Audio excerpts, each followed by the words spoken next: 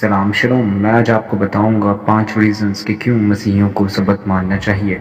سب سے پہلے نمبر پہ یہوہ خدا نے سبت کا دن مانا ہے، یعنی کہ اس دن وہ سارے کام کاج سے فارغ ہوئے اور آرام کیا، یعنی اس کو پاک مقدس ٹھہرایا۔ جینیسس 2:3 دیکھتے ہیں، اللہ نے 7ویں دن کو برکت دی اور اسے مخصوص و مقدس کیا، کیونکہ اس دن اس نے اپنے تمام تخلیقی کام سے فارغ ہو کر آرام کیا۔ دوسرے نمبر پہ ہم دیکھتے ہیں کہ مسیح بھی جو ہے وہ سبت کو مانتے تھے، اور جب آپ ان کی تعلیم پر توجہ کرتے ہیں، آپ ان کی ایگزامپلس پر توجہ کرتے ہیں ان کی زندگی سے، تو آپ کو پتہ چلتا ہے کہ واقعی ہی وہ سبت کو ماننے والے تھے۔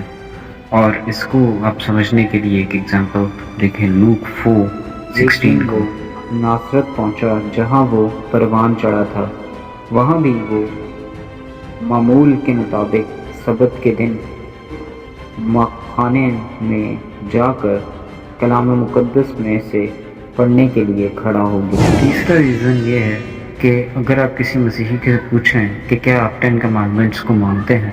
تو ان کا جواب ہوگا یس، ہم بالکل مانتے ہیں۔ تو اگر آپ 10 کمانڈمنٹس کو مانتے ہیں تو آپ کو یاد ہونا چاہیے کہ چوتھا حکم جو ہے وہ سبت کے بارے میں دیا گیا ہے۔ ایکسوڈس 28 کو دیکھتے ہیں۔ چوتھا ریزن ہے کہ کبھی بھی اپوسلز نے سبت کے دن کو نہیں توڑا، بلکہ وہ اپوسلز مانتے تھے سبت کے دن کو، اور فرسٹ سینچریز کی اسمبلیز جو تھی وہ سبت کے دن ہی جو ہے وہ زیادہ تر آپ کو نظر آئیں، نہ ہی انہوں نے جو ہے وہ سبت کے دن کو بدل کے سنڈے کا دن کر دیا۔ پانچواں ریزن ہے کہ یہوشع مشیاخ نے ہمیں سکھایا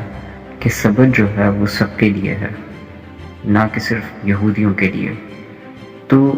کچھ جو لوگ سوچتے ہیں کہ ہم ایک ہیومن ریس میں ہیں اور ہمیں جو ہے وہ ریسٹ کی سبت کی ضرورت ہے، تو بالکل آپ کو کلام مقدس کی سبت کی ضرورت ہے جو آپ کو بلیسڈ کر دے گی۔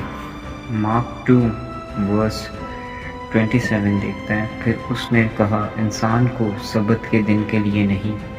بنایا گیا، بلکہ سبت کا دن انسان کے لیے، چنانچہ ابن آدم سبت کا